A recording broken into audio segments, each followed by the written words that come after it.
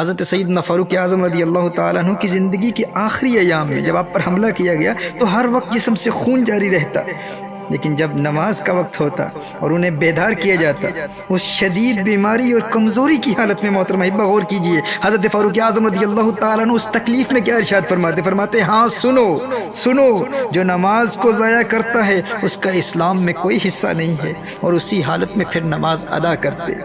آج ہمارے ہاں کوئی بیمار ہو جائے اور کوئی اللہ کا نیک بندہ اس بیمار شخص کو نماز کی تلقین کرے تو رشتہ دار اس کے دشمن ہو جاتے ہیں۔ بھائی اسے اس کی بیماری کا خیال نہیں، اسے اس کی تکلیف کا خیال نہیں، یہ اس حالت میں بھی اس کو نماز کی دعوت دے رہا ہے، اسے شرم نہیں آتی؟ اور بے شرم و شرم تم کرو۔ آج اگر کوئی اسے نماز کی تلقین کر رہا ہے، نماز کی دعوت دے رہا ہے، تو اگر وہ اس دنیا سے اس حالت میں چلا گیا تو شاید اس نماز کی برکت سے اس کی آخرت سنور جائے، شاید دل سے توبہ کرے اور اللہ جل وعلا ماضی کے اس کے تمام گناہوں کو معاف کر دے۔ یہ تو اس کی آخرت کی دائمی زندگی سنوارنے کے لیے اسے دین کی دعوت دے رہا ہے، تم اسے کہہ رہے ہو تم شرم کرو۔ یعنی جو دین کی دعوت دے رہا ہے، نماز کی دعوت دے رہا ہے، اس کی آخرت کو بچانے کے لیے بیچارے نے ڈرتے ہوئے کہہ دیا ہے، تو تم اس کی قدر کرو، تم اس کا احترام کرو۔ بھائی وہ تمہارے بابے کی آخرت کو سنوارنے کے لیے اس کو دعوت دے رہا ہے۔ بھائی کسی بیمار کو نماز کے لیے بیدار کرنا دور حاضر میں تو بہت بڑی بات ہے۔ بیمار تو بیمار، آج ایک ماں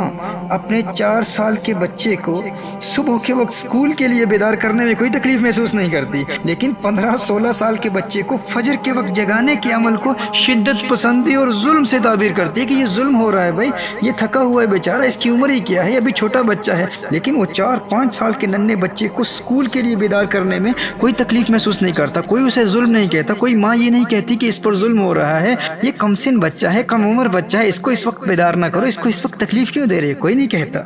4-5 سال کے ننھے بچے کا دنیاوی مستقبل سنوارنے کے لیے اسے ہر تکلیف برداشت کرنے کی تربیت دی جاتی ہے، بلکہ باپ ماں سے ناراض ہو جاتا ہے کہ تو نے اسے اسکول کے لیے کیوں نہیں جگایا، لیکن 15 سال کے بچے کے دونوں جہانوں کے مستقبل کو برباد کرتے ہوئے کسی کو شرم نہیں آتی۔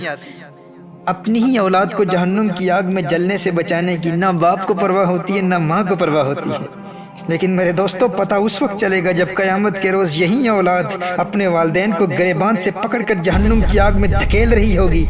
کہ ہماری آج کی بربادی کا سبب تم ہو، تم نے ہمیں اس مختصر زندگی کی کیریئر پلاننگ تو سکھا دی، لیکن تم نے ہمیں کبھی یہ نہیں بتایا تھا کہ فجر قضا ہو گئی تو لاکھوں برس جہنم کی آگ میں جلنا ہوگا۔ اس وقت بیٹا کہے گا کہ میں 5 سال کا تھا اور نرم بستر سے بیدار ہو جاتا تھا، کیونکہ تم نے مجھے پٹی ہی یہی پڑھائی تھی کہ اگر اسکول نہ گیا تو تمہارا کیریئر برباد ہو جائے گا، لوگوں کو کیا منہ دکھاؤ گے، تیری ناکامی پر لوگ ہنسیں گے، بڑے ہو کر ذلت و رسوائی کا سامنا کرنا پڑے گا، زمانے کے تانوں اور غربت اور بھوک اور پیاس کو کیسے برداشت کرو گے؟ ہے میری ماں، ہے میرے ابو جی، تم نے پیٹ کی عارضی آگ سے تو ڈرایا تھا، لیکن افسوس کہ اس دن کی آگ کے بارے میں تم نے ہمیں کبھی کچھ بتایا ہی نہیں۔ آج تمہاری وجہ سے میں جہنم میں جا رہا ہوں، جانے کتنے برس جہنم کی آگ میں جلوں گا، اور سب سے بڑی محرومی تو یہ ہے کہ میں خود کو نیک سمجھتا تھا، لیکن آج میرے ماتھے پر لکھا ہوا ہے کہ میں اللہ کے حق کو ضائع کرنے والا ہوں، میں اللہ کے غضب اور ناراضگی کے ساتھ مخصوص ہوں، اور آج تیرا بیٹا اللہ جل وعلا کی رحمت سے مایوس ہے۔ اے میرے والدین، آج آپ کی وجہ سے میں فرعون، حامان، قارون اور ابی بن خلف جیسے اللہ کے دشمنوں کی صفوں میں کھڑا ہوں۔ کیوں؟ آخر کیوں؟ یہ ظلم مجھ پر کیوں کیا؟ آج اللہ کی ساری مخلوق میری پیشانی